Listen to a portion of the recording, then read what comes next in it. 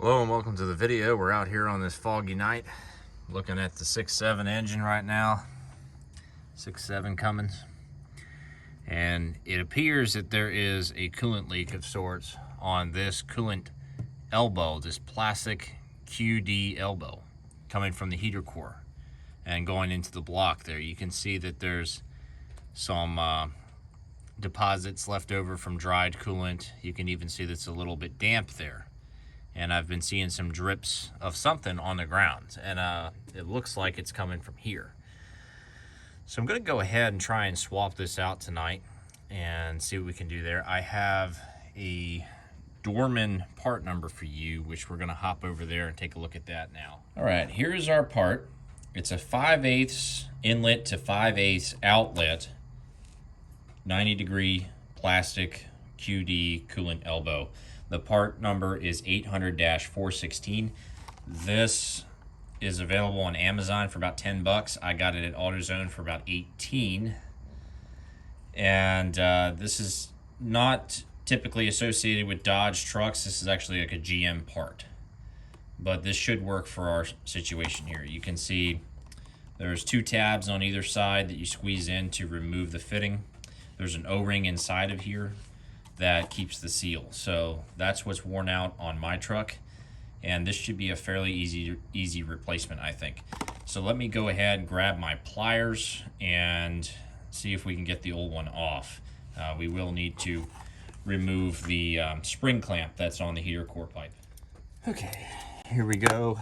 I'm gonna try and keep some light on this for you. I'll go in from the side here. Get some pliers on here. Clamp. Perfect. Now I'm going to hop up on top of the engine. We're going to see if we can negotiate. Really, I'm going to try to get the QD clamp. So the problem with the QD clamp is there's not much room on the opposite side here. It needs to come off.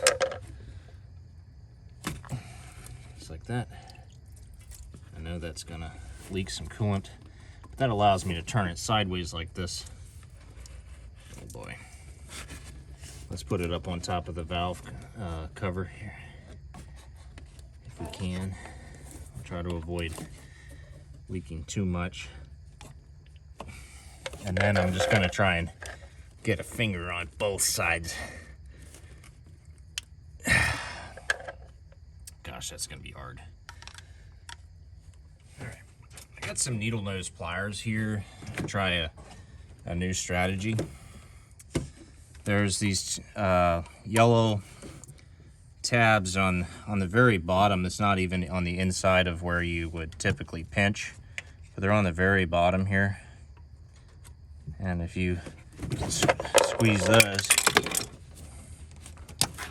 okay, it's off. Pulled the whole thing off. We also just dumped my screwdrivers down to who knows where. You're kidding me. You know, I've done this before. Dropped a screwdriver down and it caught on the side of the engine. There's a flathead screwdriver on the side of the 5.9 engine. It's been there for about 100,000 miles. Okay, that didn't take long at all.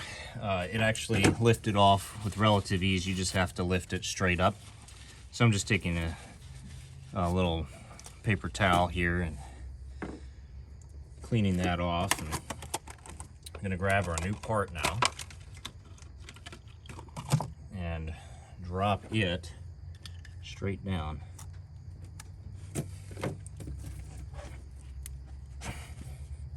Okay, it's on there for sure.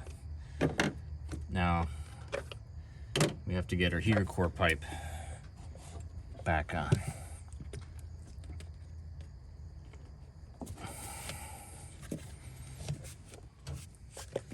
Not a whole lot of room to work with here. This is more of a two-handed thing. Oh, and there we go. I just saw that. It was not hard. And then, boom. Check that out. So I'm not sure if I should top the coolant off. We lost a little bit, a few splashes. Let's fire this truck up and make sure it doesn't leak.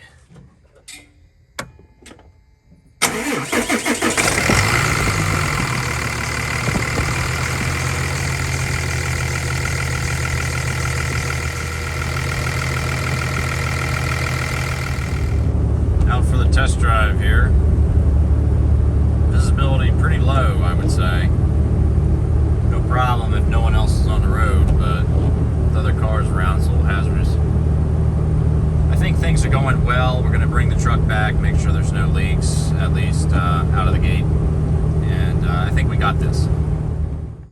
Well, I think this is where I'm going to end it. Looks like we fixed the leak. It looks very dry there after about a 8 or 9 mile test drive. Made sure that thermostat opened and everything and went on a drive. It looks very dry. So this elbow was the part that I needed. It fit right on here. It's kind of weird that I had to get a GM part for this, but whatever works. Anyways, that's where I'm going to leave this video.